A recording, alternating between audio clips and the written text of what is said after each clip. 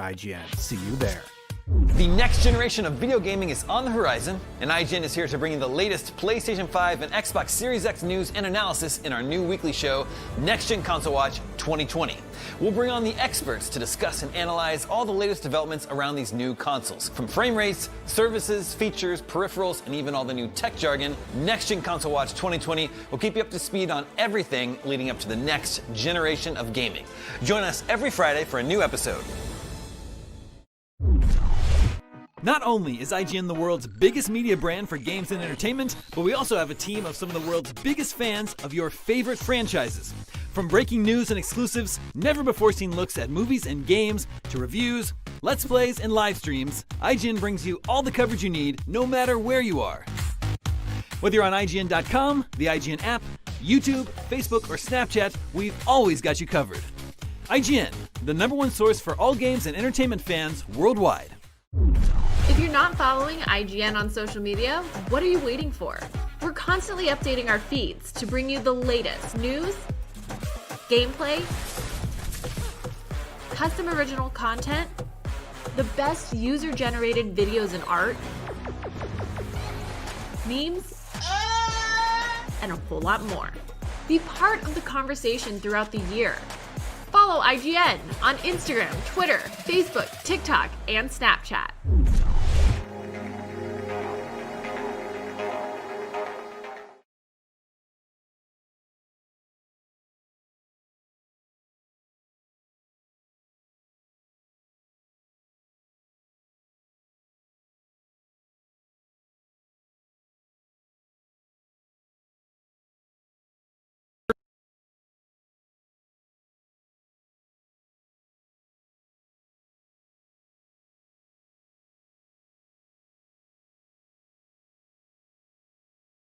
With huge reveals, jaw-dropping new trailers, exclusive gameplay footage, and our first looks at what next gen holds for the future of gaming.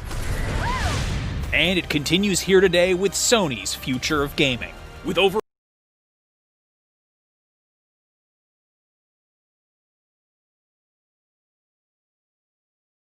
on Sony to reveal what the PlayStation 5 will bring to the table. Does the PS5 have what it takes to dominate next gen? We're about to find out when Sony raises the curtain on the future of gaming. Strap in, kick back, and get ready. IGN's Summer of Gaming is here.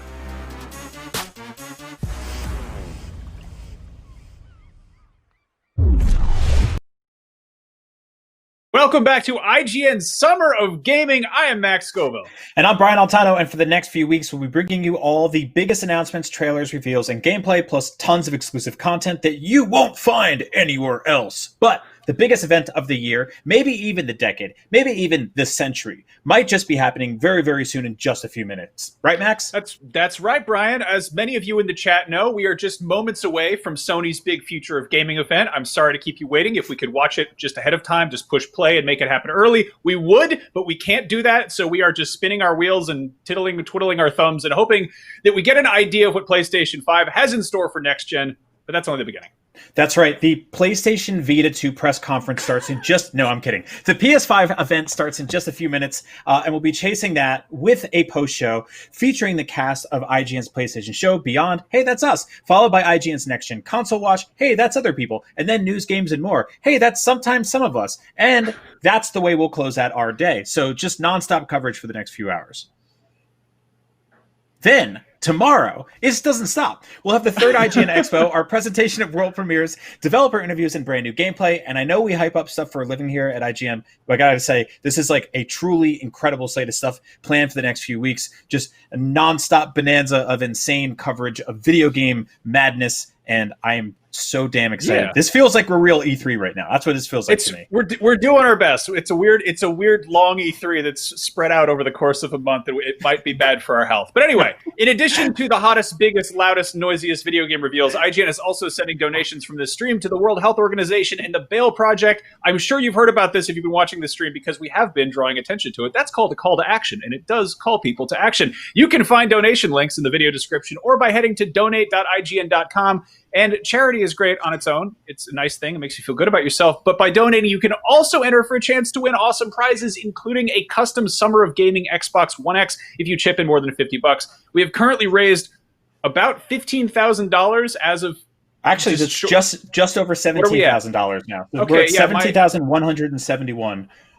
So keep that going, keep pushing that. Remember, this is not only for a bunch of great causes, but you get a chance of winning a very, very limited edition console that is going to be hunted down by collectors decades from now, and they will pay you handsomely for that because they're weird.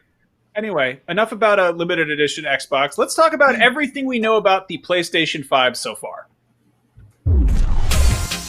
The PlayStation 5 is set to be released this holiday season, and we've finally been promised a look at PS5 games to come. While the actual games at this reveal event remain a mystery, there's still plenty we do know about the PS5 before we get a release date or price details, or even a first real look at the actual console. So, to bring you up to speed for today's reveal, here's everything we know so far about the PS5.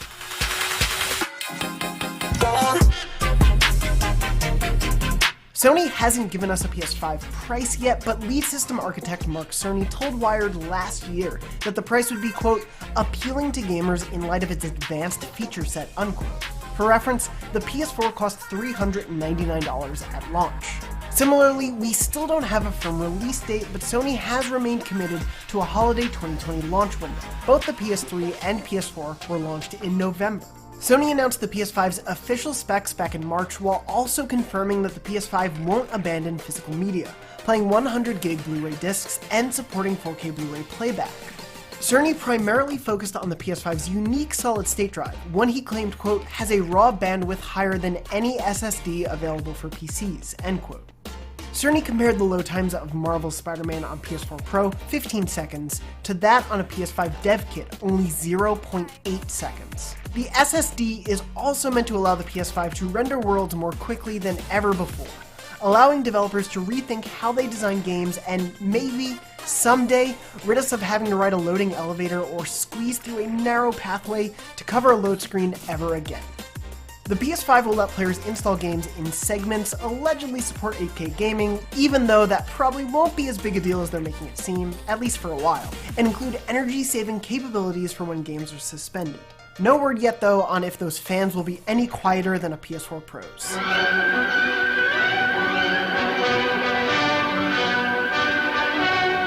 Another major push by Sony will be 3D audio, built into the PS5 on a system level, which will allow players to have a more accurate indication of where unseen enemies are or where their gunfire is coming from. Plenty of third parties have already announced games in development for the PlayStation 5.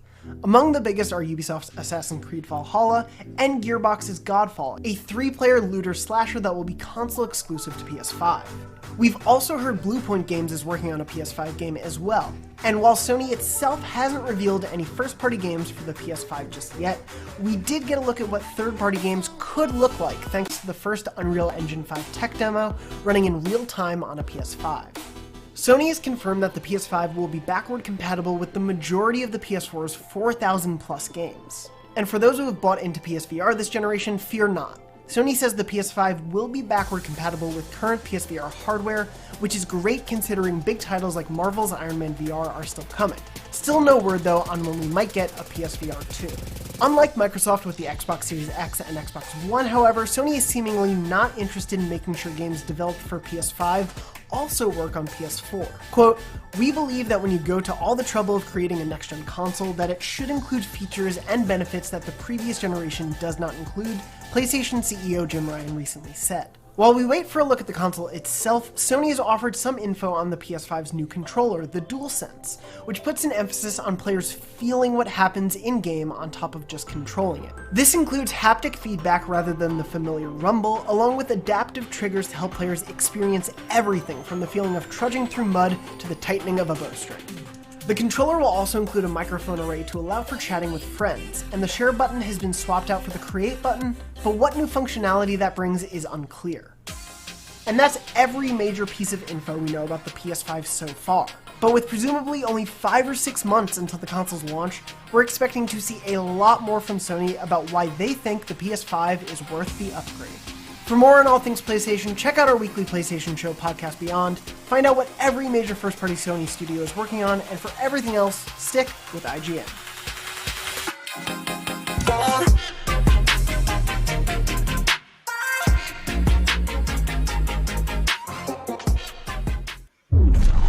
We are just moments away from Sony's big, huge PlayStation 5 Future of Gaming reveal, but we need to take a very quick break. Don't forget to download the TikTok app, follow IGN, and search IGN Summer of Gaming hashtag for extra content and to be a part of the conversation. IGN Summer of Gaming will continue right after this.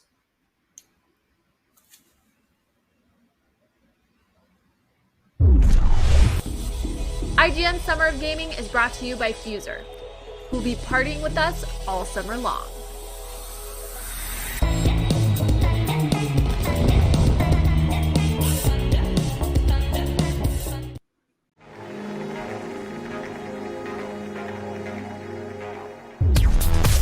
News, games, and more is IGN's live news show every day of the week that covers all the day's news about games, movies, comics, and of course more. This is our daily live show that takes a rotating cast of IGN talent going over all the latest news of the day while taking live questions and comments from chat. We're live every Monday through Friday at 4 p.m. Pacific, 7 p.m. Eastern, and you can find us on mixer.com/IGN, youtube.com/IGN, and twitch.tv/IGN. See you there.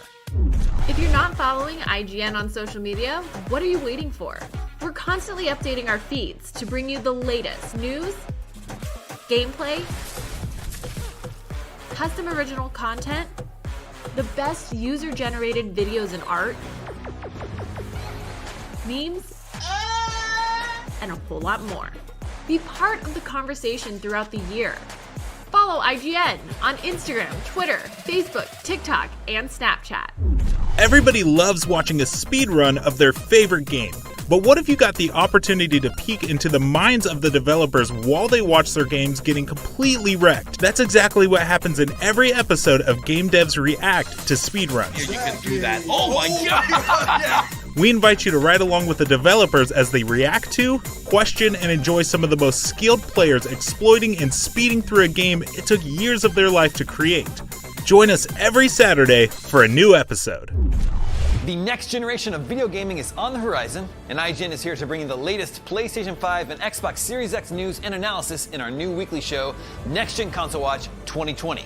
We'll bring on the experts to discuss and analyze all the latest developments around these new consoles. From frame rates, services, features, peripherals, and even all the new tech jargon, Next Gen Console Watch 2020 will keep you up to speed on everything leading up to the next generation of gaming.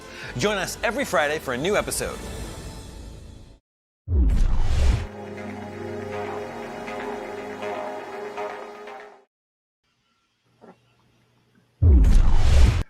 Welcome back, everybody. I'm joined by the cast of IGN's regular PlayStation Show podcast Beyond, Lucy O'Brien, Jonathan Dornbush, and my good buddy Brian Altano. We thought we'd have way more time to talk about this, but Sony's Future of Gaming event starts any minute now. Rapid fire, really quickly. What are we expecting to see? Jonathan, go. Oh, God, me first? Okay, I think we're definitely going to see something from Insomniac. They're the most recent first-party studio. I hope it's Ratchet. I don't know if we'll see Spider-Man 2 just yet, but I think we could see definitely something from that studio. Lucy, what about you? Horizon Zero Dawn 2, I don't think we're going to see a lot of it, but we are going to see it. I also think we're going to see Bluepoint's remake of Demon's Souls. Brian, you're a big FromSoft guy. What are you hoping to see? More Elden Ring. I want gameplay. I want details. And I want to find out about that Bloodborne remaster that's been rumored about. I will play that game all over again and buy it all over again because I'm stupid. I think if we don't see something from FromSoft, people are going to they're going to riot. They really want to see Elden Ring. They want to know, like, everybody obviously wants more Bloodborne, more Demon Souls. I mean, you could always do Dark Souls 4. That would be a weird curveball to throw in there. Bring back Armored Core. Who cares? We've also heard... It's happening. It is 100% happening. I'm so psyched. Also, like, weird reminder, if the rumors are true and Bloodborne is in fact coming to PC, there is also a PC gaming showcase that's happening this weekend. So it's possible that gets squeezed in there at some point. I'm hoping that we hear something about what's next for Resident Evil, whether that is Resident Evil 8, a brand new thing from the ground up, or the rumored Resident Evil 4 remake, which I would also be very excited about. But yeah, either way, like this, we have some idea what to expect, but I think we're also in for a bunch of surprises. Guys, I'm like positively giddy about all this today. This is the first event that I've looked forward to this much in a long time. Mm-hmm. I'm hyped. I'm vibrating. Yeah, I got like the pre-E3 jitters, basically. Couldn't sleep well last night. I was just like, I woke up early. I was too excited for this. Well, it's funny that before everything changed with E3, Sony wasn't going to be there, and now they are the ones hosting the biggest conference the week of what would have been E3. It's kind of crazy. Yeah, this actually would have been the final day of a real E3. Oh, God, it's true. Oh, my. Yeah, and instead it just feels like the kickoff of something new, so I'll really meet you guys at the Fig later. Do you think we're going to see the box at all? That you mean the console? Yeah, not the physical, not the physical packaging box. The console. Well, one thing they've hyped up is the 3D audio things, and there have been sort of murmurs about like will the console be a part of that, or will that just be like how the machine outputs it? I'd be really weird if the whole thing had like a subwoofer in the middle of it, but I don't know. I want to know what's up with that controller. I want to know what they're doing with like the haptic touch sensor. Like, why is there now? Oh, it's starting. All right, well, stick around. We're going to do a whole roundup pre-show afterwards. Goodbye, everybody. Have fun. Like PlayStation 5. Let's do this. PlayStation. Hey. I think there should. Yeah.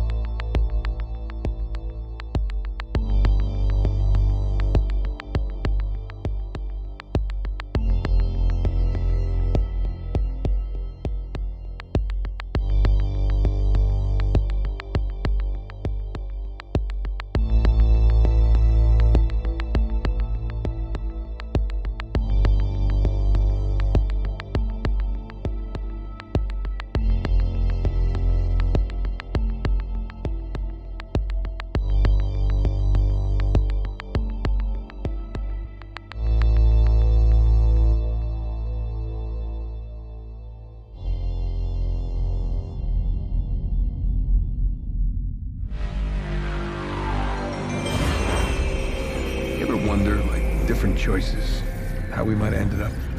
No. I like the hand we've been dealt.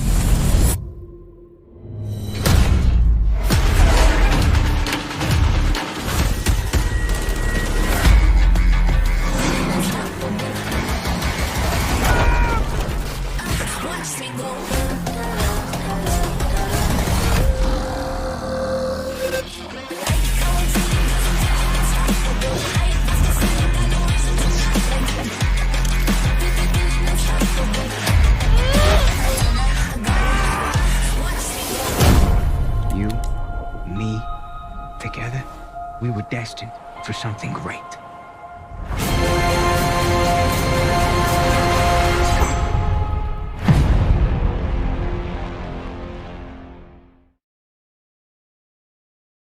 Why did I move here?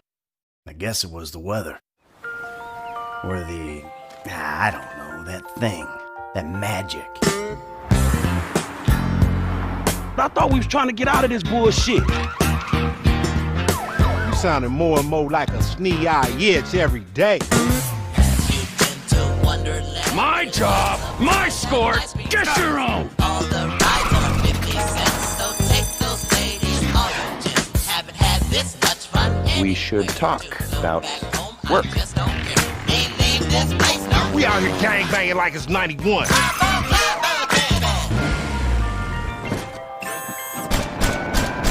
We all love banks. Get me a DJ!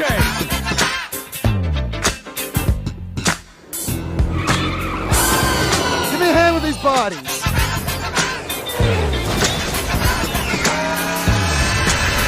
This cannot be traced back to me.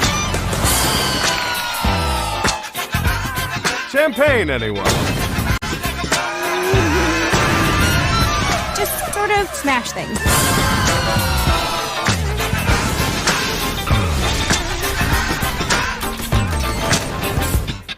malware.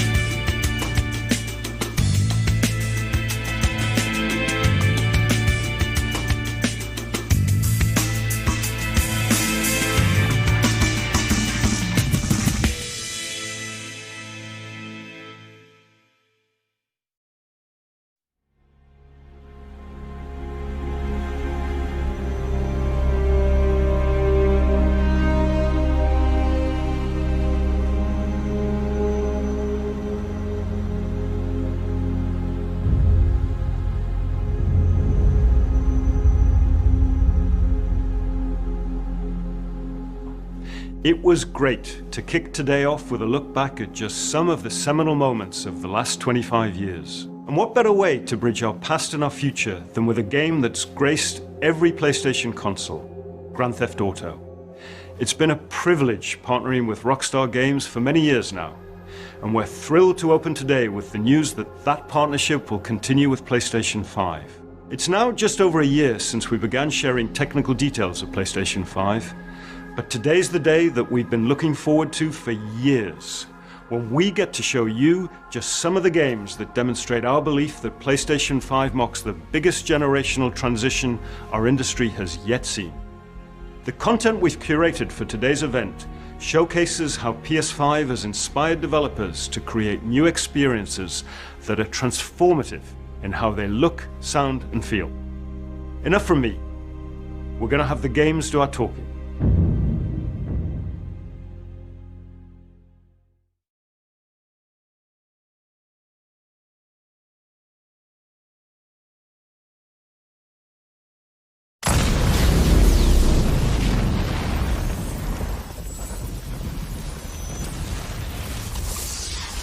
A hero's just someone who doesn't give up. Your dad said that. He was right. Now it's your turn. Go be a hero, Miles. Okay, let's do this.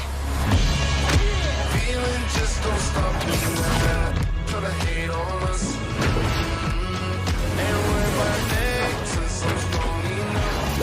The feeling just don't stop me now. Baby, yeah, we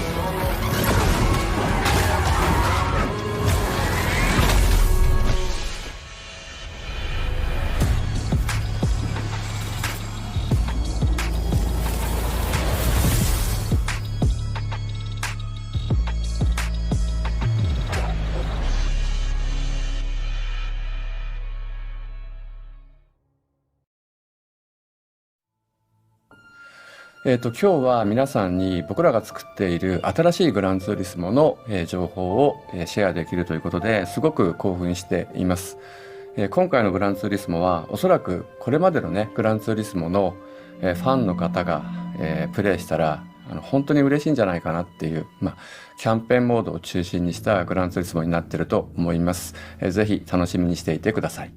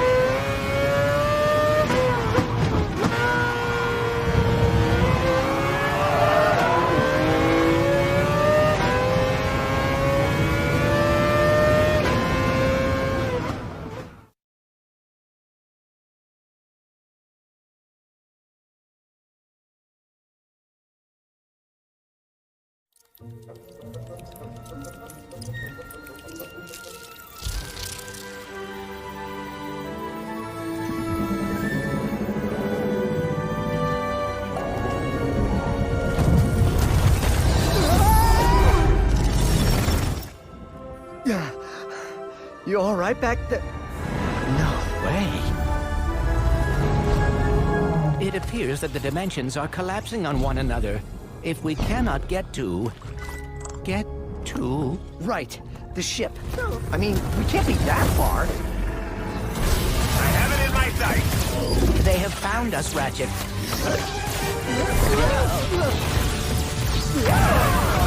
How do I steer this thing? Ask nicely. Slow down, please! That's not listening!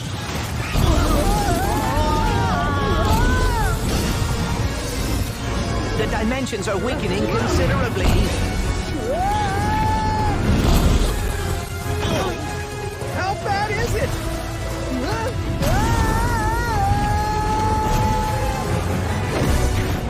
Well, it is certainly not good. Great! Where are we? Beats me. To the depths with you. How many arms you got, beast? We've been boarded. Get off me, ship. I'll return. Frank!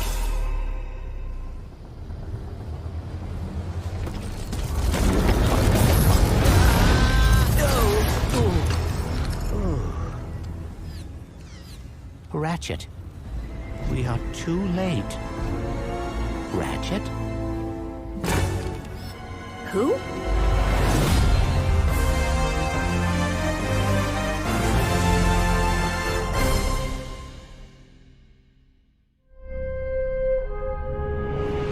Hi, I'm Marcus Smith, creative director at Insomniac Games. The entire studio is so excited to be able to share with you a first ever look at Ratchet & Clank Rift Apart, a brand new, full-length, interdimensional adventure built from the ground up for the PlayStation 5. We're doing things we've never been able to do before, like use dimensional rifts to be able to leap from planet to planet nearly instantly, or put ray trace reflections on Clank. All of our alien worlds are filled with density and life previously unseen. Plus, Ratchet's all-new arsenal is more exciting than ever thanks to the DualSense controller's enhanced feedback. Ratchet and Clank are near and dear to our hearts at Insomniac, and we can't wait to share more with you in the future. But for now, here's another look.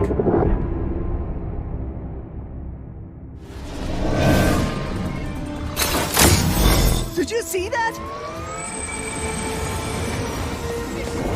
Like my ride, bro? Off the long axe.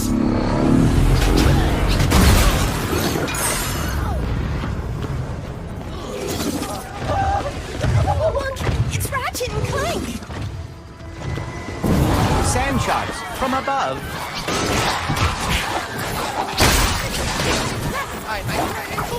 Nice sand shark! Nice sand shark! My heroes! Was that a kraken? Or at least a very large octopus.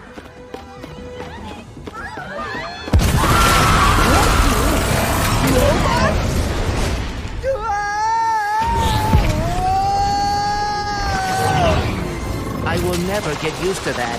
Hey, to break reality. Don't let him get to the boss! Did Dr. Nefarious really resurface after all these years just to try and take over the universe again? Yeah! I kinda wish he was doing a worse job! He must have more planned than planned. That's what I'm afraid of.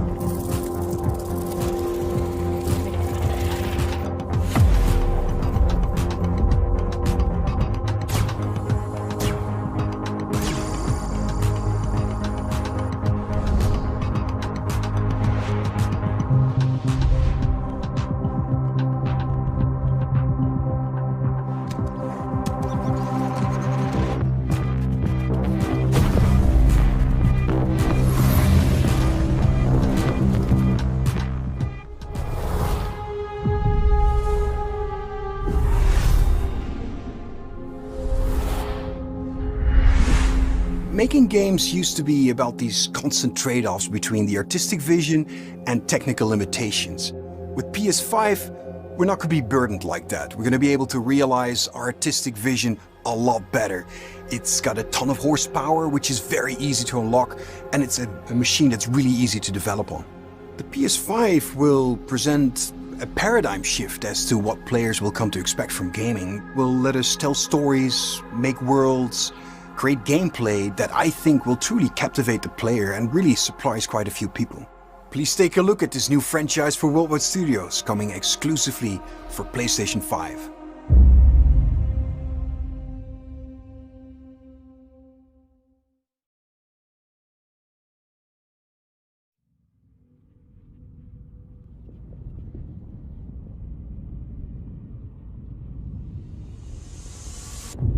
Over and over, I relive my first moments on this alien planet.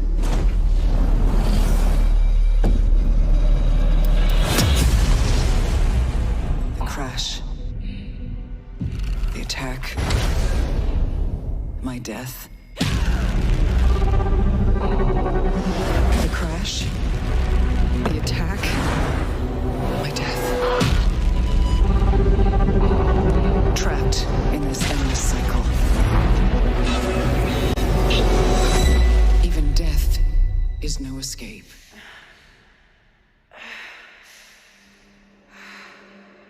Each time I awake, this planet seems somehow different. As if changing. This world is becoming part of me. Infecting my mind. My memories. The longer I spend here, the more I can feel my sanity slip away. But I cannot lose hope.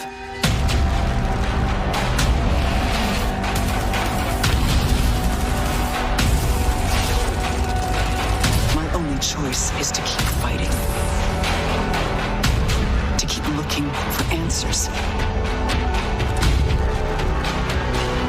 My only hope is to break the cycle. Before the cycle breaks me.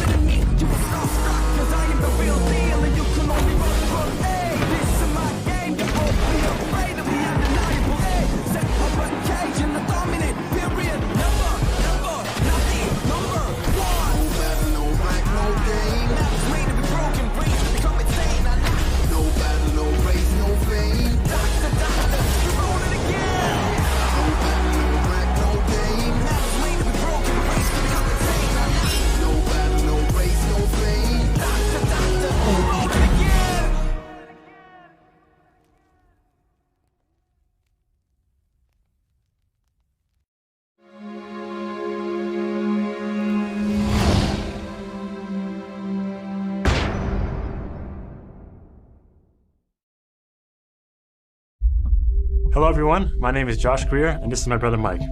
We're from Ember Lab, a small team with a background in film and animation. And we're very excited today to share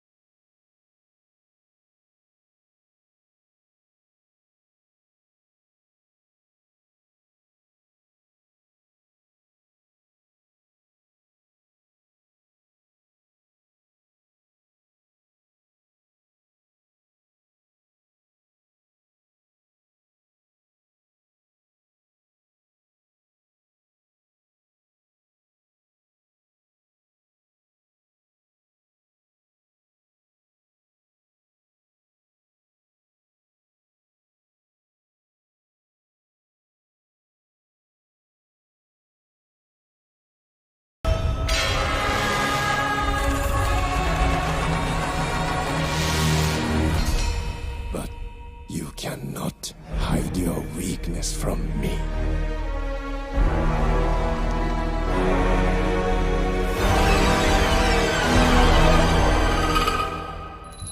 You have no power here, Kena.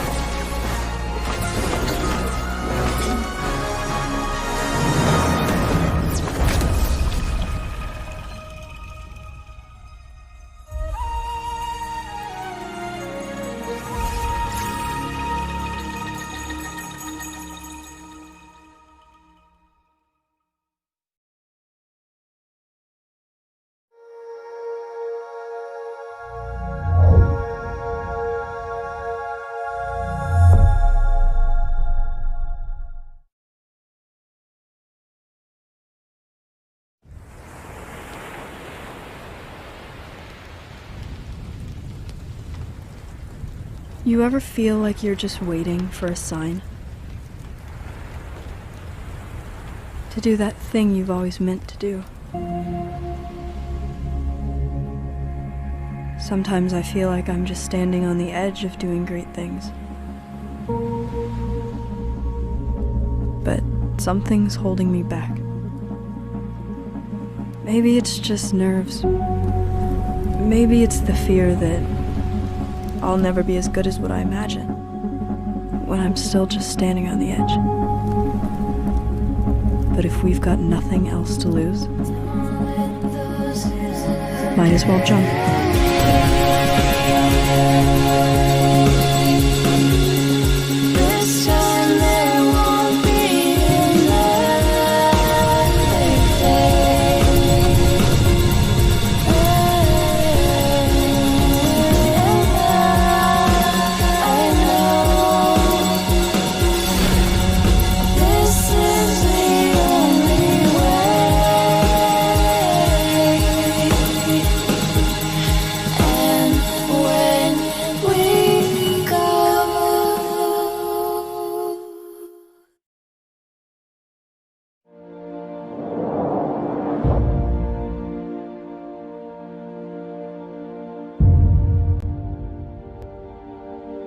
Hi, I'm Lorne Lanning, and I'm here to share with you a game that I've been dying to make.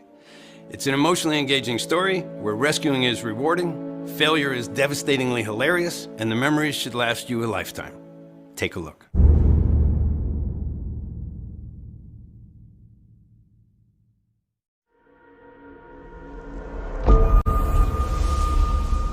are no longer a slave, Abe.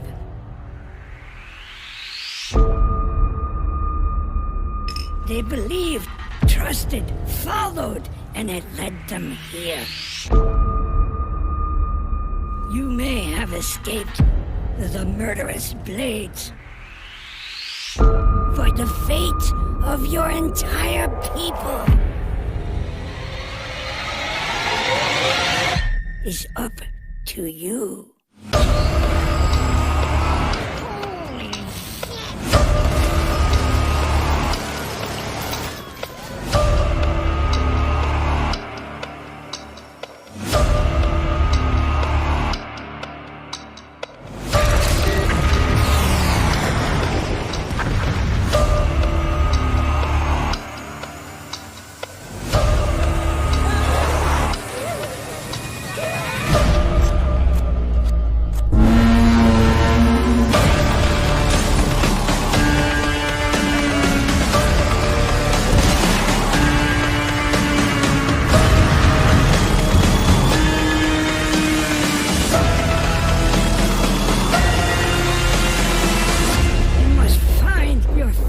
voice.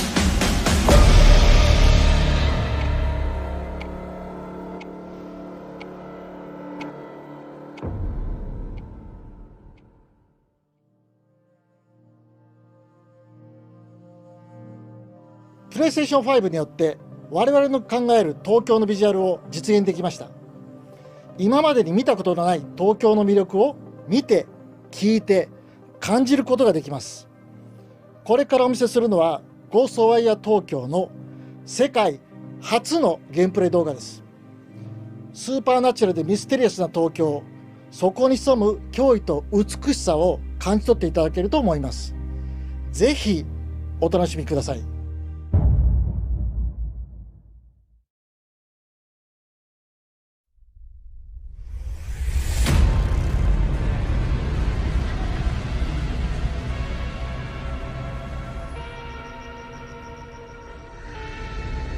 You see things others can't.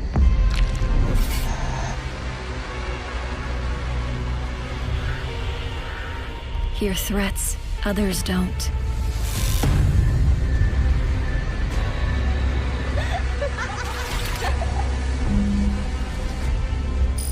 Fight when others won't.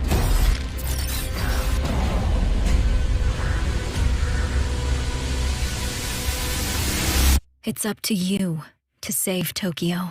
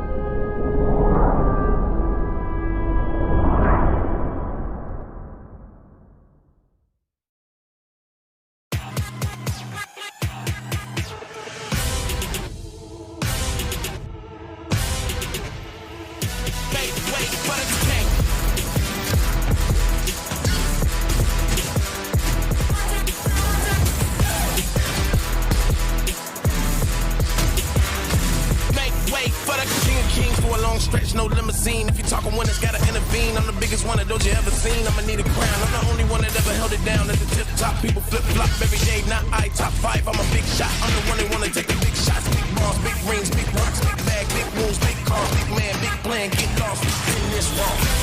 Look at me now, you can't hold me down. So give me the crown. Make way for the tank.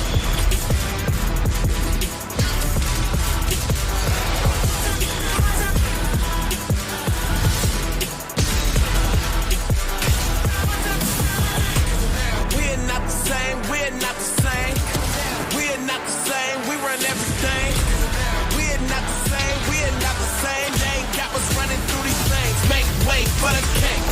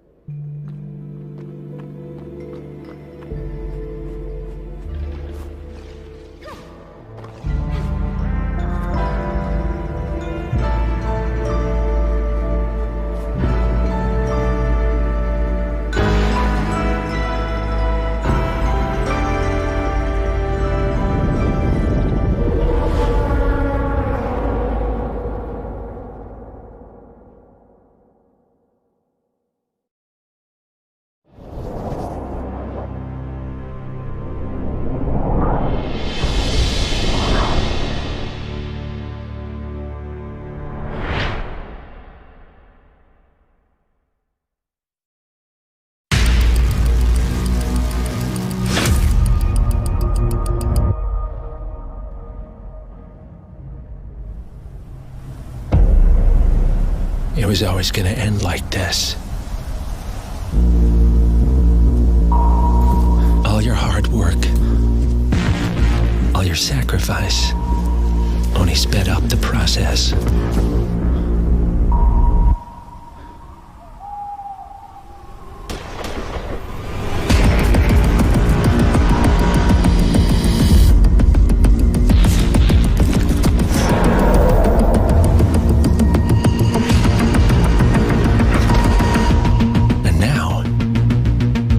Yourself alone.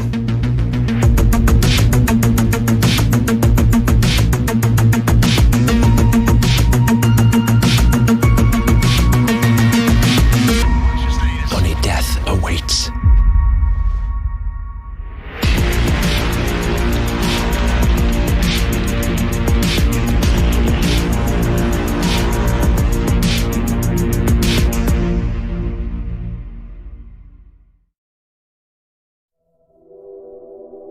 Hacker Nabrak here from IO Interactive.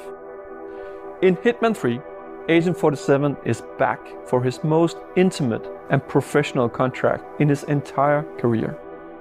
This is also the dramatic conclusion for the World of Assassination trilogy. I'm so proud to be here to present a little glimpse of the gameplay where Agent 47 is on top of the world in Dubai. Enjoy.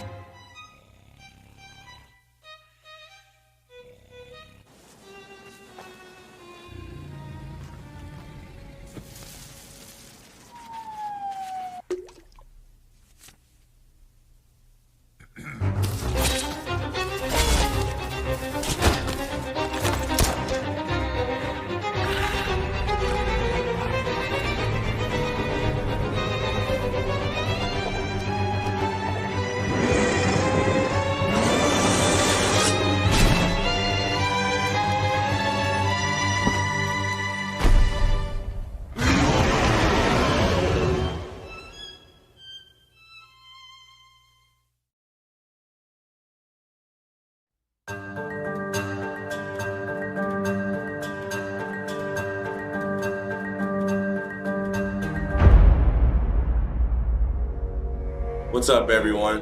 I'm Zion Williamson of the New Orleans Pelicans. Here we go. The first ever teaser for NBA 2K21. Y'all are not ready for this.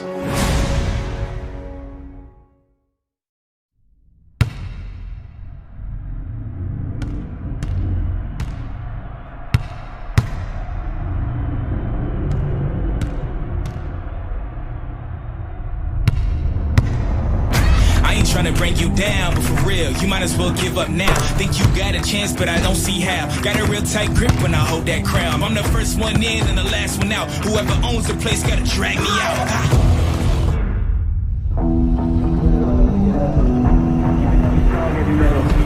I don't make a sound when I strike. You better just run for your life. Run for your life. Run for your life.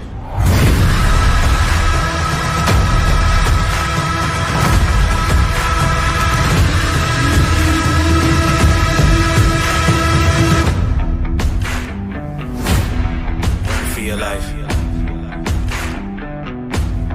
Run for your life.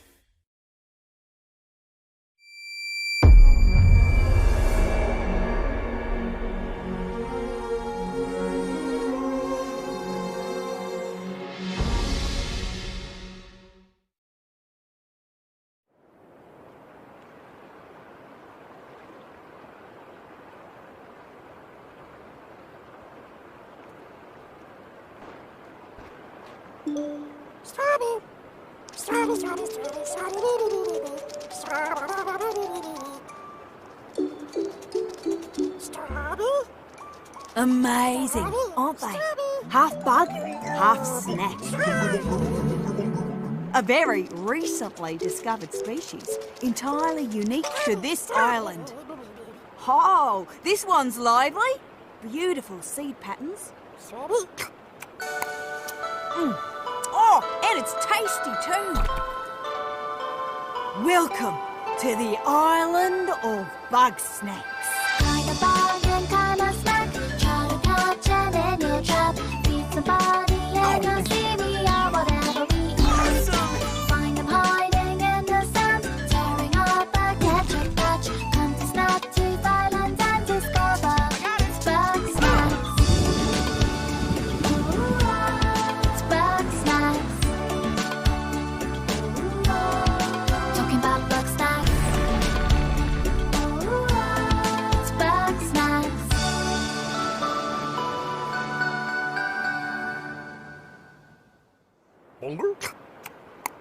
My invitation is open. Come join me on the island of bug snacks. Liz! I was trying to carry a lamp with my weenie hands, but I dropped it, and now the town's on fire. Oh, again? It's bug snacks.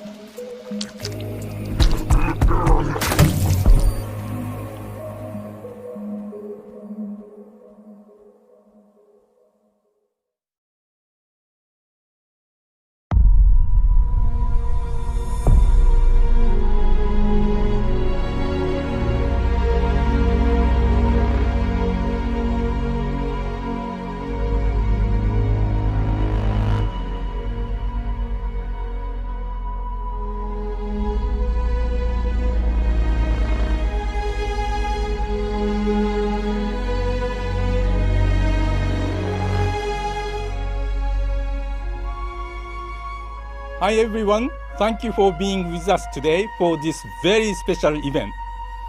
But before we get to the end of the show, I have something very near and dear to me.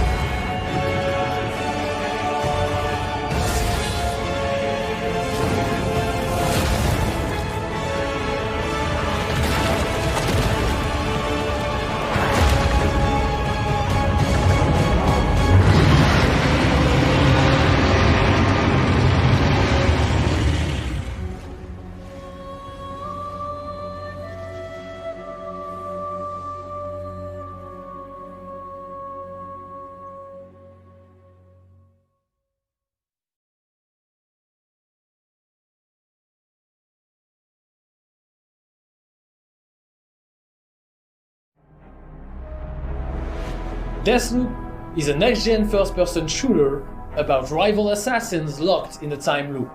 This is our unique vision, what Arcane is all about. Freeform immersive gameplay, a surreal player-driven story smashed together. Want to see some stylish action? Check this out.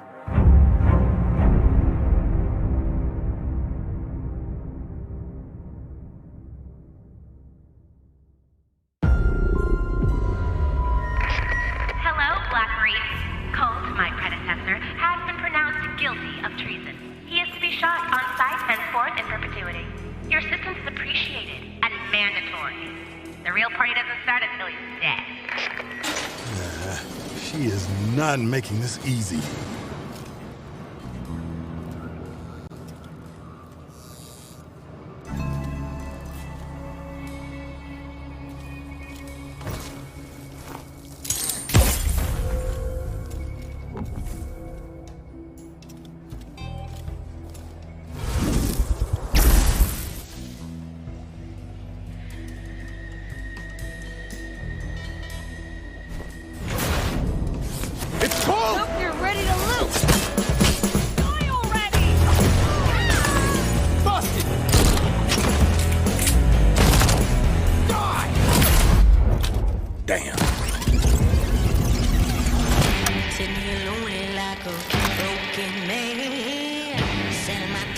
Good morning, Black Reef. Another day, another death. Aren't time loops fun? For everyone else on this island, this place is paradise. A never-ending party, where hunting me is the main attraction. And no matter how I try to escape, they always cut me down. But I'm one stubborn motherfucker.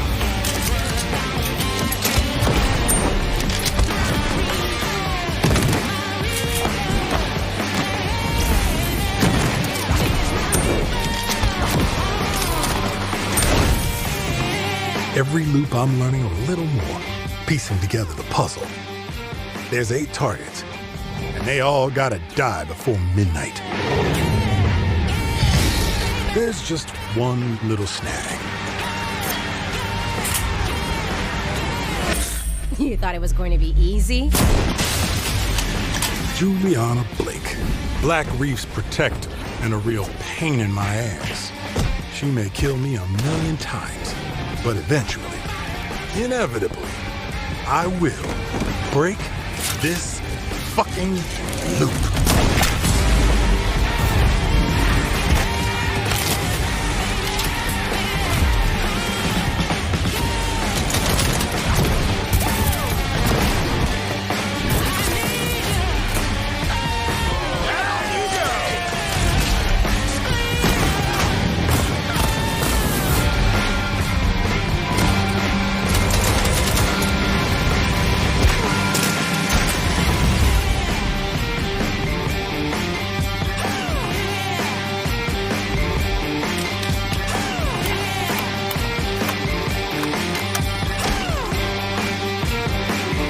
I don't like watching you die.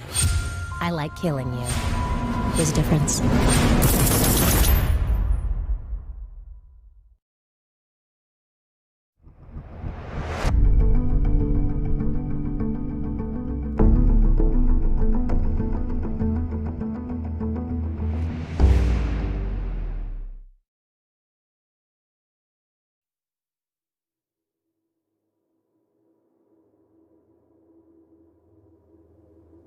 Long ago, a young girl went with her mother to pick berries for her father, who was hard at work.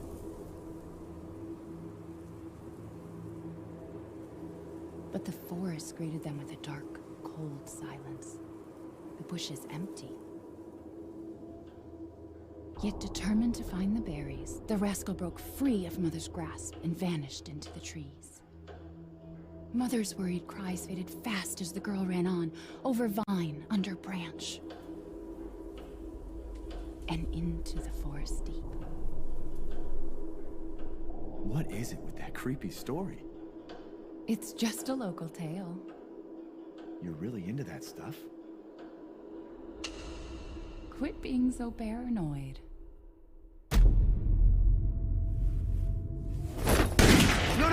Friendly! Friendly! Who are you? Who sent you? What's going on? They're coming. Who is?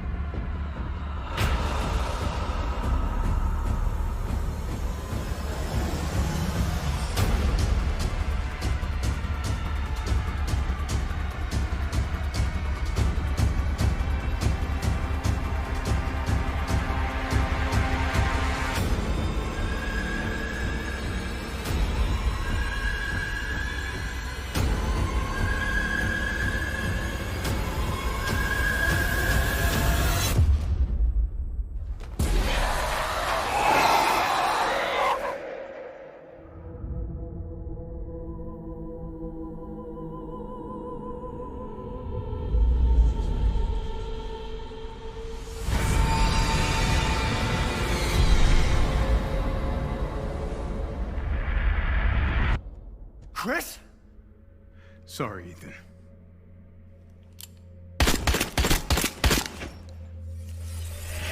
Why?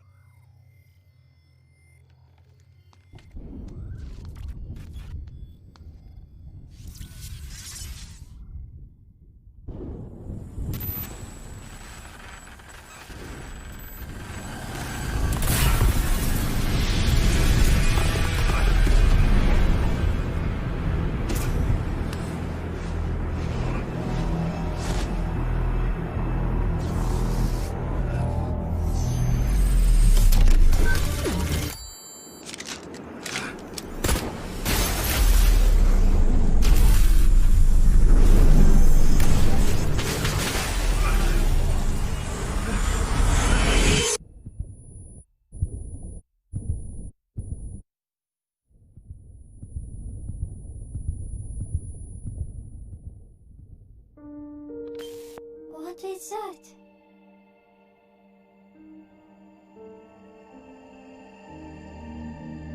Freedom. Our freedom.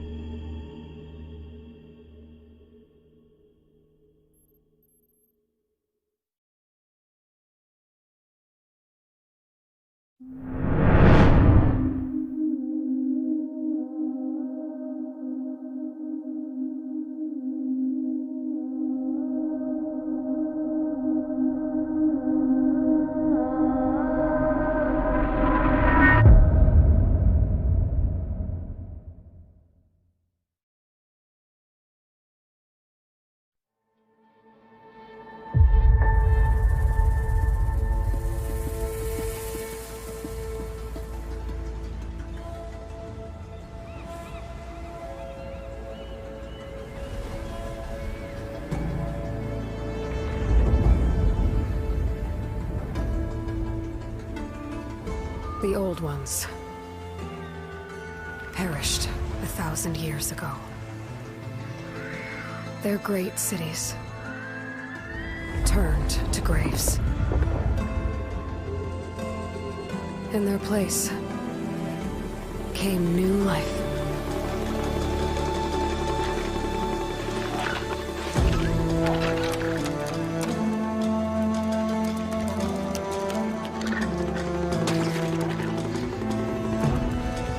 And new dangers.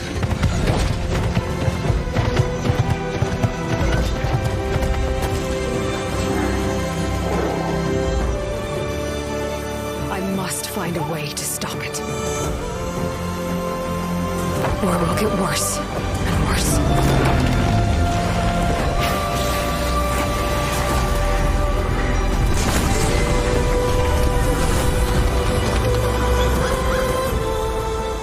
Until it destroys us all.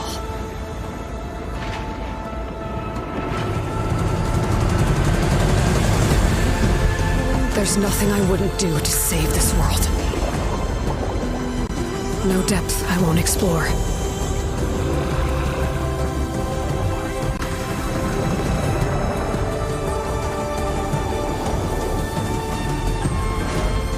No secret I won't unlock.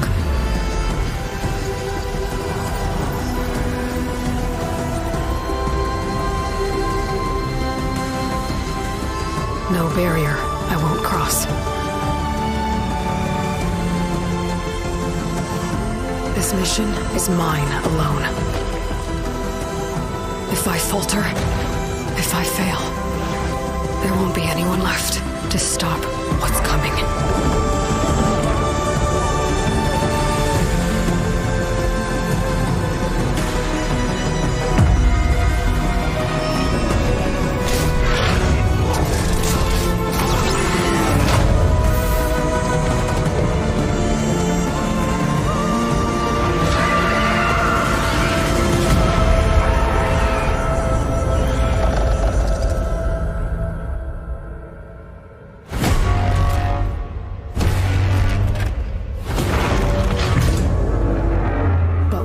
Comes.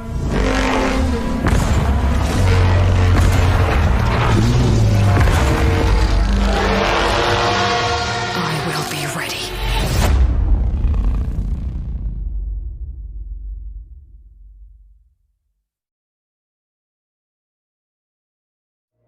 On behalf of the entire team at Guerrilla, we're happy to share the first look at Horizon Forbidden West. We're continuing Elga's story as she moves west to a far future America. To brave a beautiful but dangerous frontier, masked with mysterious new threats. Get ready to explore distant lands ravaged by massive storms. And take on new, powerful machines as you return to the majestic world of Horizon. Stay tuned for much more. We can't wait for you to get your hands on it.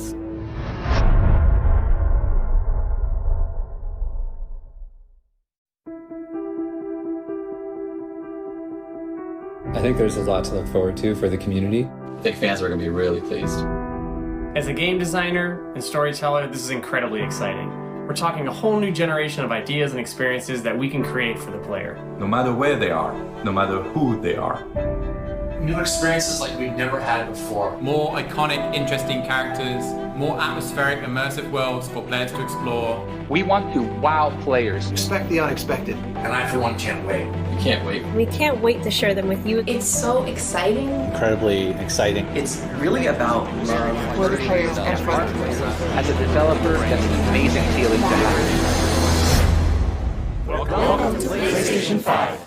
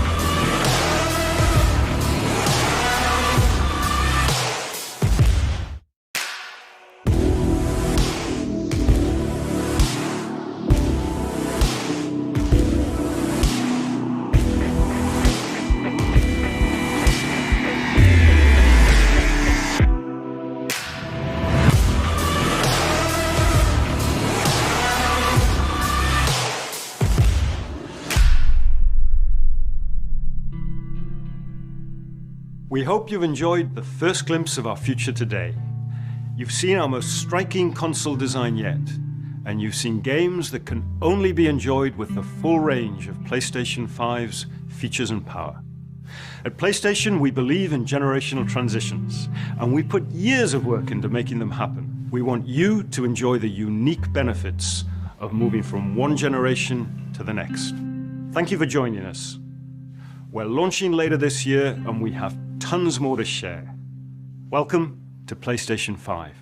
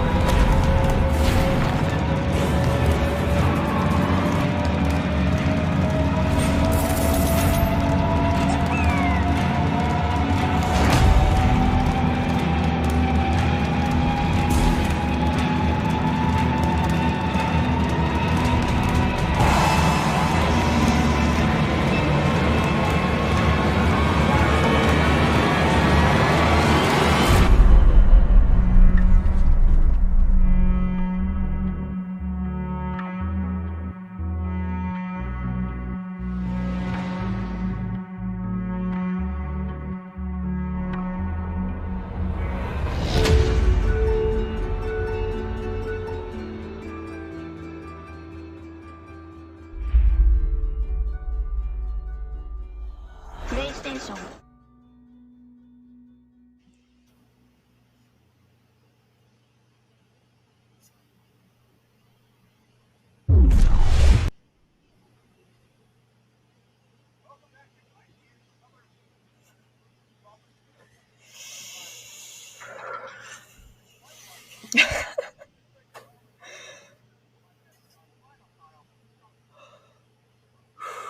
Hello. Beyond.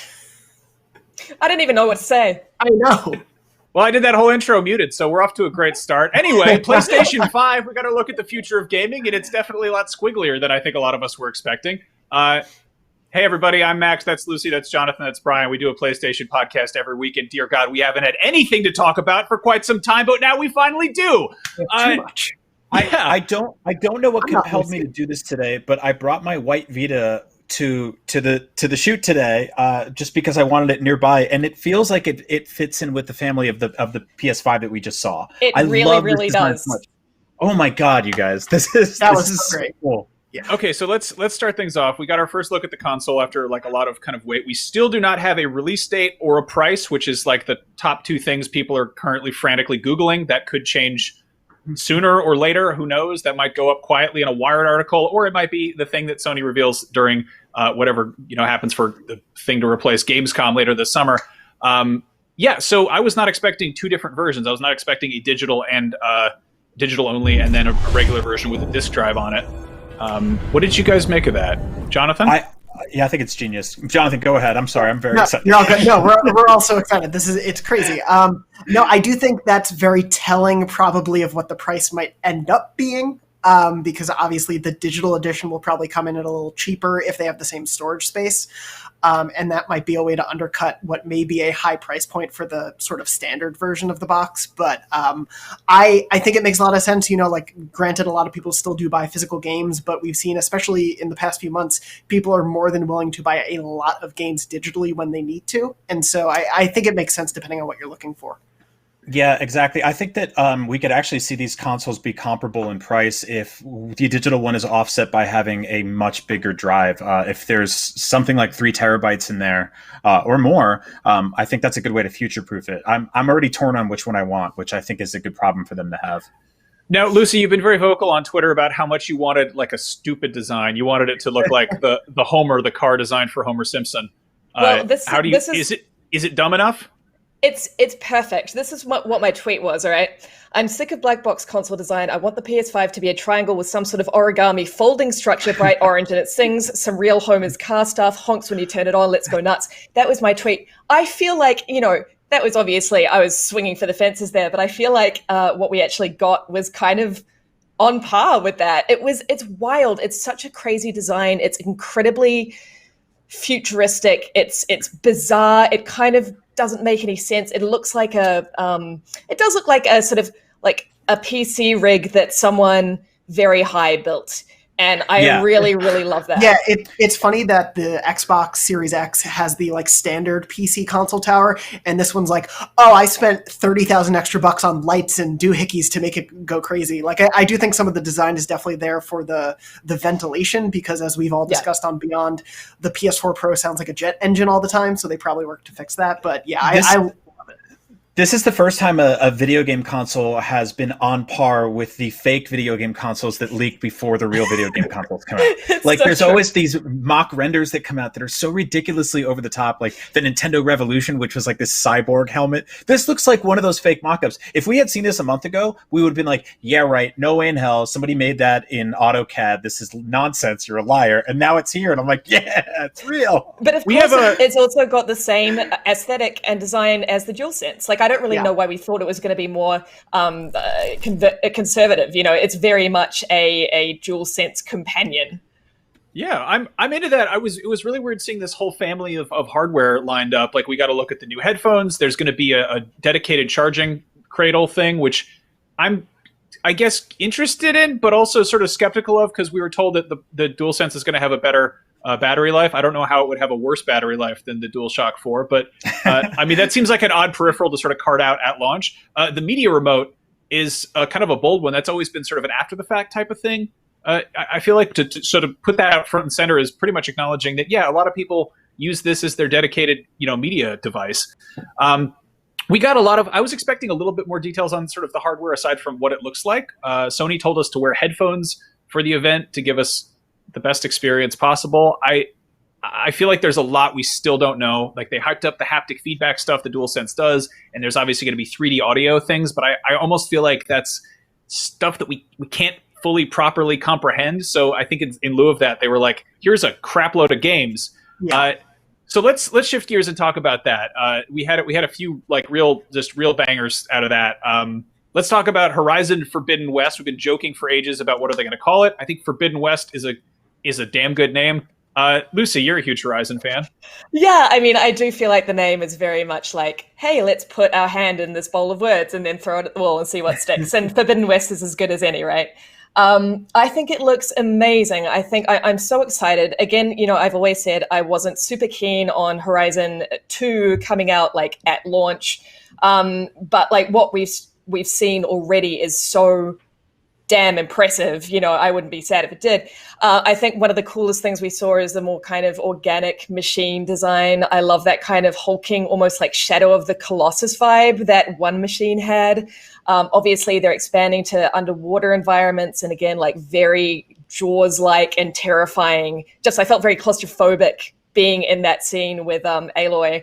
And I'm very pleased that Aloy is back as well. Like we discussed a lot on the show about whether she was going to return, but I think, Sony really has established her as one of PlayStation's biggest and strongest mascots, and I'm stoked to see her come back.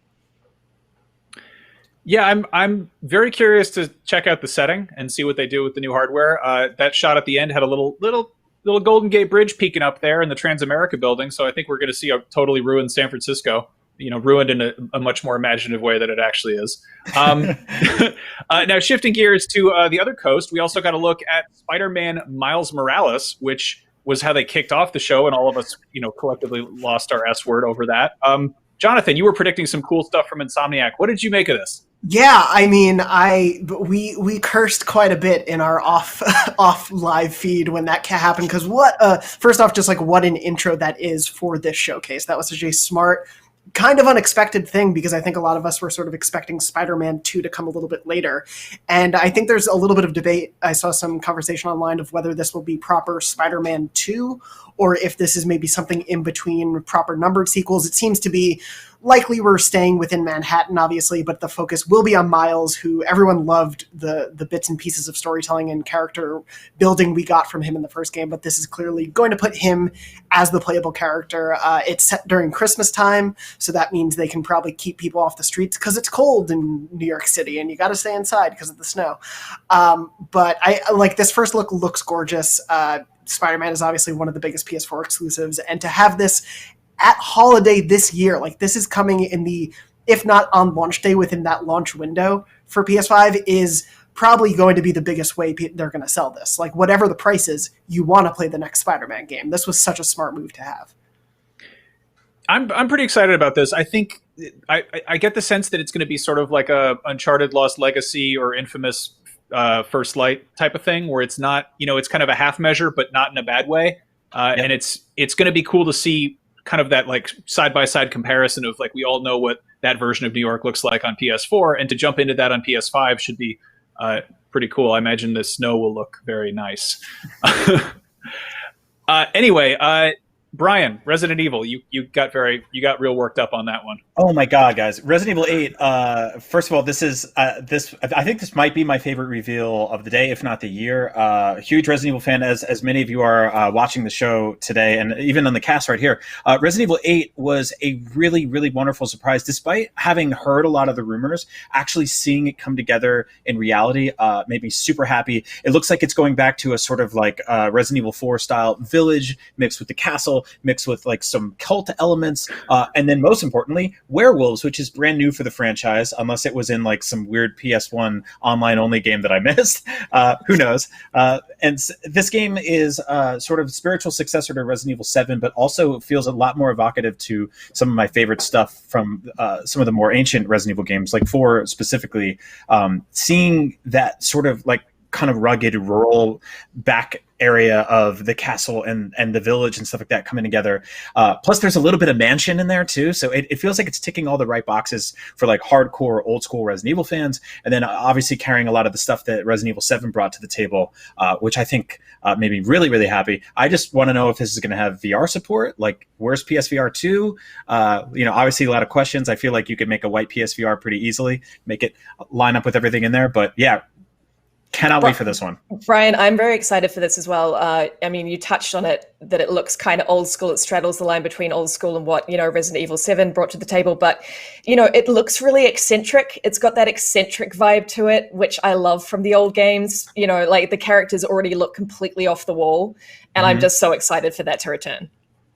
Yeah, I think that people don't give the Resident Evil franchise enough credit for like balancing campiness and horror at the same time. That's one of my favorite things about Resident Evil 4 is that it is sort of campy. It is very action movie, and a lot of the dialogue is funny and stilted. And even with this, like we saw with Chris showing up, and like that whole interaction was just like almost hilarious. But it just works. It just works. They just constantly find that balance. I cannot wait to explore this game. I'm very excited about this. I love that we did have like rumors and leaks about how it's going to have werewolves and witches, and people are like, that sounds ludicrous. That sounds like Halloween decorations. And they're clearly leading into this kind of Grimm's fairy tale, almost a Bloodborne kind of gothic horror approach. We have a lot more to talk about, but we have to take a very quick break. If you just tuned in, we have a donation going. We are gathering donations for the World Health Organization's COVID-19 Response Fund, as well as the Bail Project. If you want to look at that, we've got links in the description, as well as you can go to donate.ign.com, kick in a few bucks. We have lots more Summer of Gaming and PlayStation 5, I almost said 5 breakdown right after this. We're going to take a quick break. We'll be right back.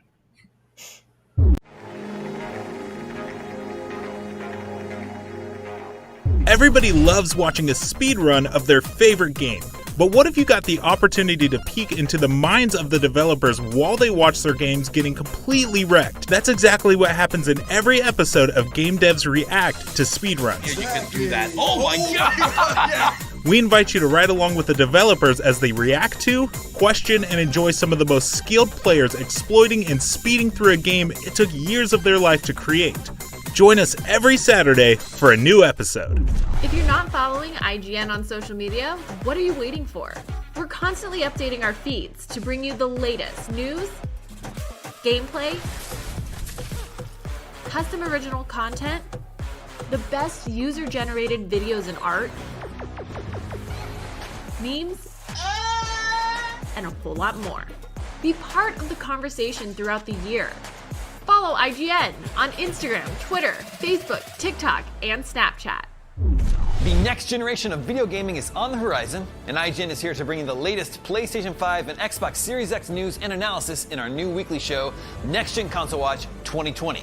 We'll bring on the experts to discuss and analyze all the latest developments around these new consoles. From frame rates, services, features, peripherals, and even all the new tech jargon, Next Gen Console Watch 2020 will keep you up to speed on everything leading up to the next generation of gaming. Join us every Friday for a new episode. News, games, and more is IGN's live news show every day of the week that covers all the day's news about games, movies, comics, and of course more. This is our daily live show that takes a rotating cast of IGN talent, going over all the latest news of the day while taking live questions and comments from chat. We're live every Monday through Friday at 4 p.m. Pacific, 7 p.m. Eastern, and you can find us on mixer.com/IGN, youtube.com/IGN, and twitch.tv/IGN. See you there.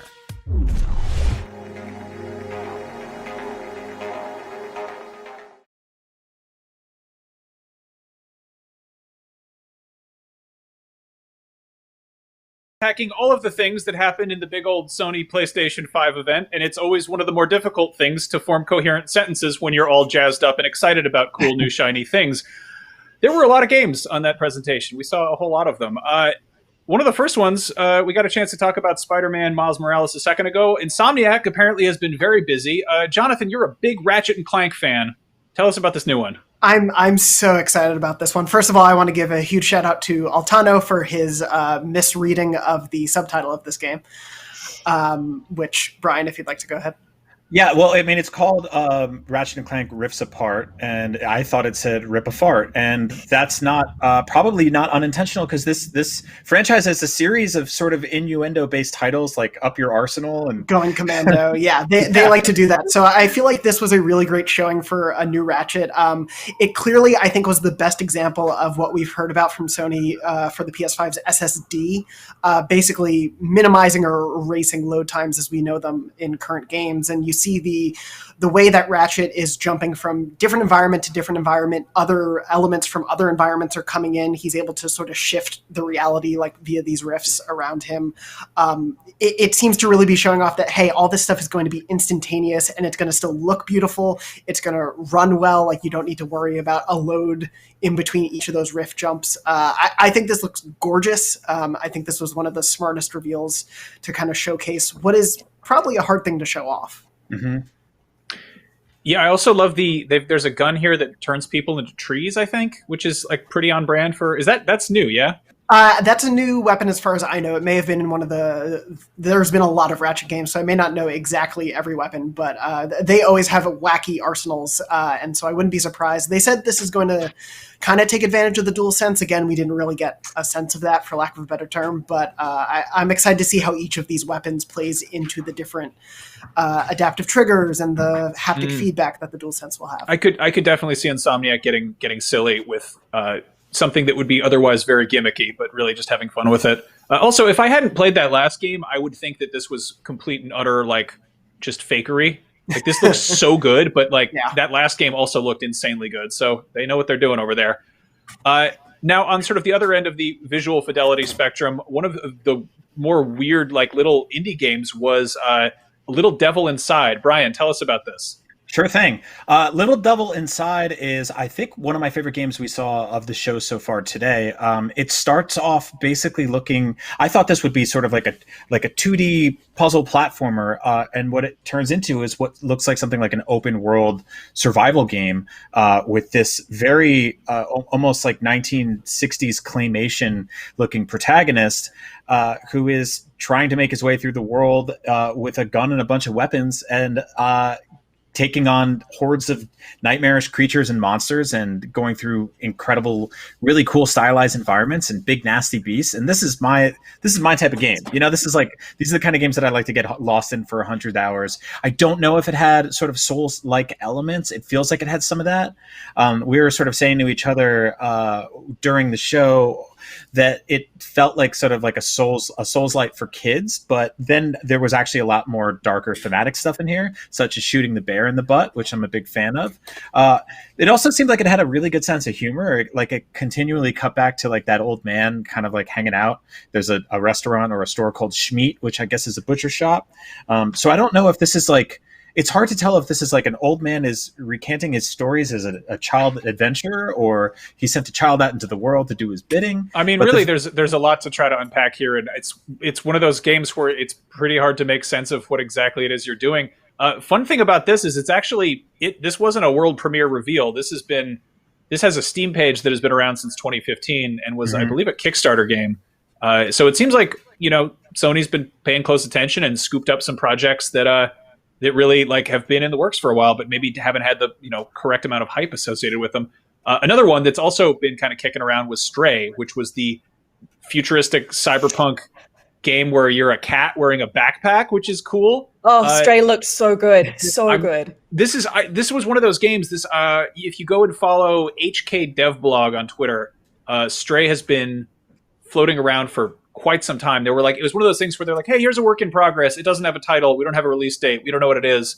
But it was these like cool little gifs of like a cat walking around in a world full of robots. And I was like, I would love to play this game. I wonder if it'll ever happen. Lo and behold, it's apparently happening.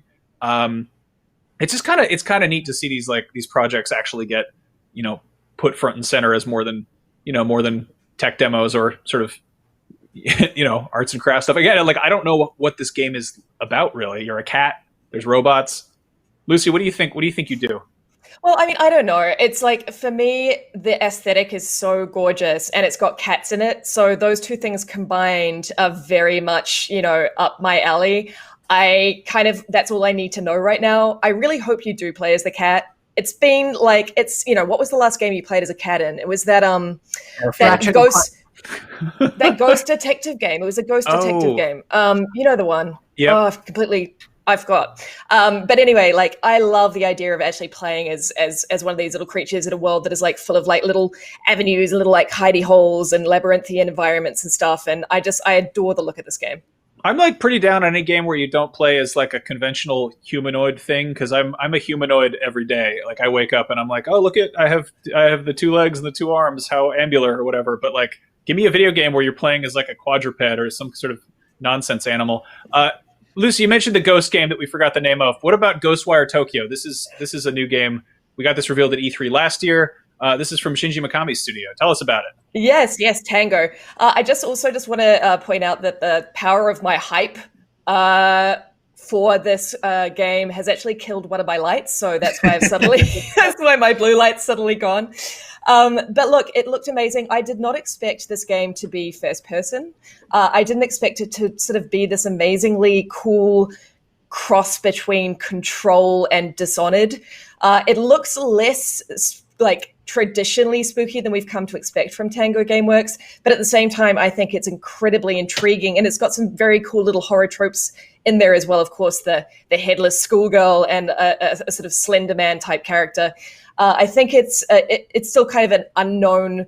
It's slightly unknowable as to how you actually play this thing, but it just looks so cool and so different and unlike anything that we've sort of seen from Shinji Mikami and his studio before. So I'm really intrigued by it, and I can't wait to see more. Well, we have to take a quick break. We'll be right back after this. I really want to talk about Demon's Souls, and I know the rest of us do too, and I'm sure we're just real salty we didn't get to see any Elden Ring. But we're going to take a quick break. We'll be right back. IGN Summer of Gaming is brought to you by Fuser, who will be partying with us all summer long.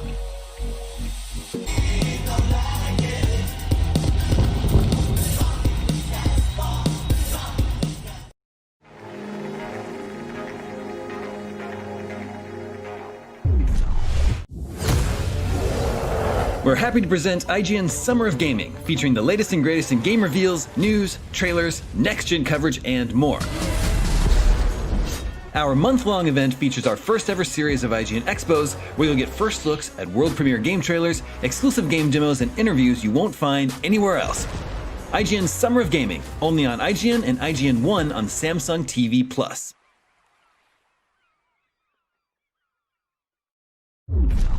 Tired of watching IGN on those tiny cell phones and tablets?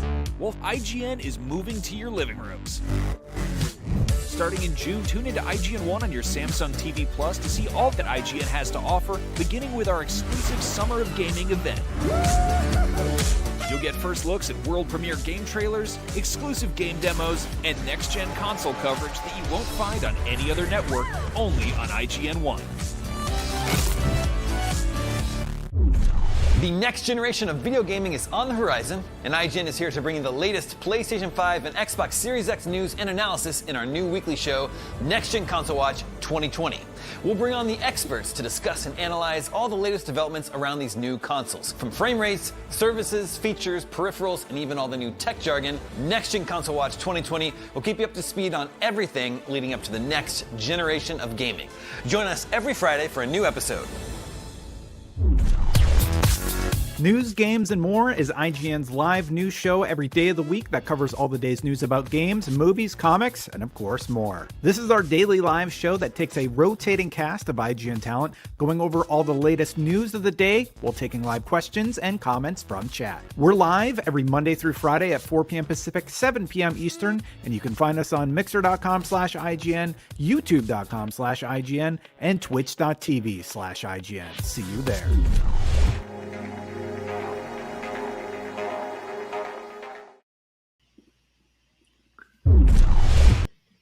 And welcome back. Here we are. We are discussing everything coming out of the PlayStation 5 thing. And as I said, sometimes you forget what you're supposed to say at these times. And our good friend Jonathan Dornbush had to go and get ready for the next show, which is coming up after this, which is IGN's Next Gen Console Watch, in which he will have to defend the incredibly stupid-looking PlayStation 5 that we love so dearly against the very normal-looking Xbox Series X. They're going to have a nice, reasonable, balanced conversation about that.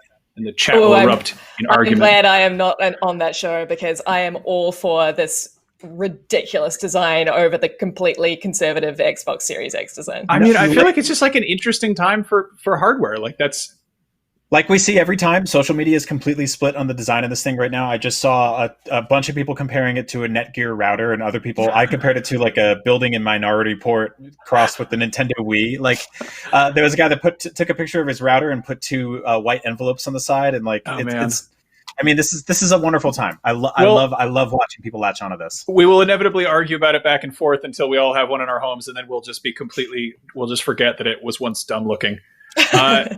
Anyway, let's talk about Demon's Souls. This was one of the things we've heard rumors for quite some time. Bluepoint, who did the Shadow of the Colossus remastered, has been apparently working very hard on a gigantic, massive, huge project, and this was one of the many, many titles we were speculating it might be. Lucy, you are a huge Demon's Souls fan. What should we know about this? Well, I mean, for starters, this was rumored for a long time, so I'm very, very happy it came to fruition. Demon's Souls was kind of like, it was like the little fish before it became man. You know what I mean? Like before Soulsborne became the thing that it is. It started with Demon's Souls, and as such, a lot of people actually never played it. They picked it up at Dark Souls or Dark Souls 2 or Bloodborne in the case of many of us. But I did play Demon's Souls back in the day, and it is an absolutely gorgeous game. It's kind of janky enough now that it doesn't, like, it would be very hard to like jump back into as it stands as the original game. So I'm so pleased it's getting what looks like an absolutely gorgeous remaster. And this is a proper, sort of like remake, it seems, from the ground up, because we didn't even recognize it at first. And, I'd sunk hours and hours into this game. And Blue Point is so good at this stuff. It just has such a fantastic track record that, yeah, I'm so stoked that this is the next franchise that they're touching. What should people who have never touched Demon's Souls know going in if they've played other FromSoft games? I mean, again, it's been a while since I played it. It is just, and I think, to be honest, Max, it was that sort of Dark Souls-esque thing that hooked me in the first place, like that FromSoft magic that I'd actually never seen before. And obviously, we have all subsequently discovered in further FromSoft games, just that sense of scale. And again, just that sort of hugeness of the enemies and sort of stumbling across environments that you shouldn't stumble across. All those things we know and love from FromSoft. I mean, they all began with Demon's Souls. It's going to take a second for me to get refreshed on this game because, again, it was so long ago, I think 10 years since I played it. But again, it is like the forgotten child of FromSoft, and I'm very pleased that it's going to be popularized again.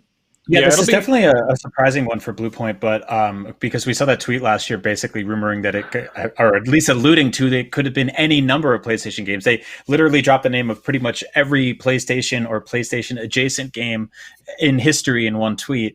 But this is a nice surprise. I'm totally going to dig into this one. I skipped this the first time around, and so this is going to be a brand new game for me. I'm really, really excited to play it. Yeah, I also just quickly want to point out that it was that and Resi was they were really refreshing changes of pace in that showing, which was like really focused on kids games for the most part, which makes complete sense because it's a holiday period when the PlayStation 5 is going to be released, and kids are going to want these things. But I was very happy to see something that was kind of like more our speed as well. Mm-hmm. Now, obviously, a lot of people are dying to see Elden Ring, which is FromSoft's next big project with George R.R. Martin. That was first revealed on the Xbox stage, which is also, I think, where Sekiro got revealed. So it wouldn't surprise me whenever Microsoft decides to do another direct for the Series X if we got a better look at Elden Ring then. It's looking like they're going to talk about stuff on their side in July. I think that obviously the next gen and the lead up to it has been this giant game of chicken. We still don't have a price or release date for any of these consoles, and I think people are each side is sort of waiting. And it seemed like they had something planned because they had initially said they wanted to drop information every month, and then PlayStation came out and said, "Hey, we're doing this big thing today," which honestly is the most I've felt like it's E3 this year. Like that felt like. That honestly felt like sitting through an hour-long PlayStation press conference. It had all the great pacing. It didn't feel like a state of play, and I really liked how sort of monumentous it felt. It really felt classy and put together. It managed to be tight while still kind of having some pageantry to it. One thing that's interesting is that a lot of these games, obviously, I think last I checked, the PlayStation 5 is coming out holiday 2020 at some point. A lot of these games are slated for 2021. The only three that had a hard 2020 release date were Miles Morales, Jet, which was the Super Brothers Sword and Sorcery game, and then Godfall, which is Gearbox's new game, which all said holiday 2020. Meanwhile, 2021 had GTA 5 updates, Ghostwire Tokyo, Stray, Goodbye Volcano High, The Sad Dinosaur Yearbook, throw your yearbook in the fire game, Solar Ash, Hitman 3, NBA 2K21, obviously that's a 2021 game, and then Resident Evil 8, and then Pragmata's 2022. That's the weird Capcom game with the X-ray cat that looked like a Death Stranding. And then Gran Turismo 7 and Horizon and Demon's Souls and Project Athia. None of those have release dates. So I don't know. Jury's still out on what we're going to be playing this fall, I mean, we're going to be playing Spider-Man. That's the flagship first-party title for sure. But we're also be playing a ton of third-party stuff. I think that this was them being like, this is, we're planting the flag. This is what our first-party studios that are ready to talk right now are working on. This is what you'll be playing soon. But the next few months are going to be the rollout of everything that we expect to see from third parties. And, companies like EA and Ubisoft always do a really good job of supporting next-gen consoles and new consoles on day one. And obviously the games that they're working on, these are going to be the best versions of those things will be running on PS5 and the Series X. So I think that like this showed today what they're working on internally, but third parties are going to be really padding out that lineup come this fall. Yeah, I agree. I think we're going to see a lot of we're going to be playing, Ubisoft games. We're going to be playing Watch Dogs Legion. That's the kind of thing we're going to be playing to begin with, much as we did when the PlayStation 4 and the Xbox One were released. But I do really love the addition of Spider-Man Miles Morales because we didn't really have anything like that with the last generation's launch. And I'm stoked that there's a sort of a very cool PlayStation exclusive in there that everyone is going to want to play. Yeah, I mean, even if it's a half measure between a proper Spider-Man 2, that was one of the best controlling, most fun video games probably of all time. And so I'll take more of it. Yeah, I'm really excited to see what the third-party stuff is, because obviously with with multi-platform releases, it's always this weird sort of back and forth where we'll see games that are huge on PlayStation get revealed on an Xbox stage and vice versa. So I want to see what happens next. In the meantime, we have to sort of wrap things up here. If you want more of us rambling about PlayStation, we do that literally every week. Jonathan Dornbush usually leads the charge on us and runs a much tighter ship than I do. But that's you can find that on YouTube.com. Oh, thank you, Liz. You can find that on IGN, youtube.com/IGN Beyond, or wherever you get your podcasts. Right now, or coming up, we've got Next Gen Console Watch, where everyone's going to kind of argue about the two different shaped boxes and what they will do in the future for games. But don't forget, we keep those donations coming.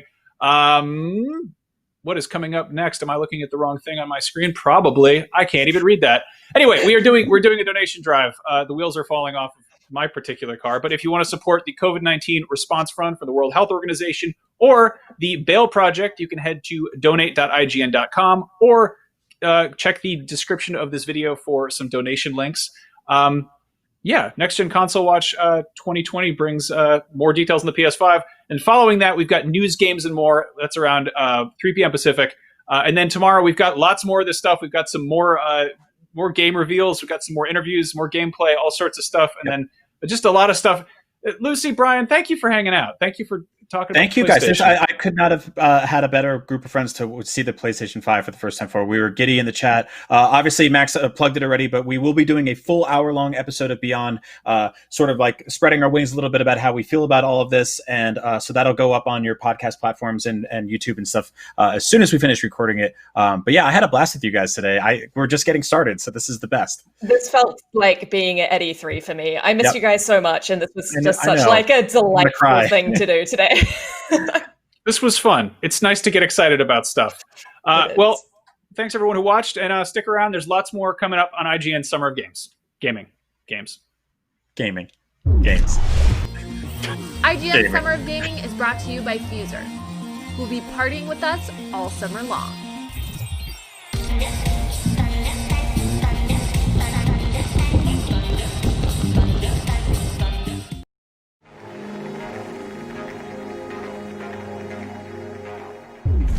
Tired of watching IGN on those tiny cell phones and tablets? Well, IGN is moving to your living rooms. Starting in June, tune into IGN 1 on your Samsung TV Plus to see all that IGN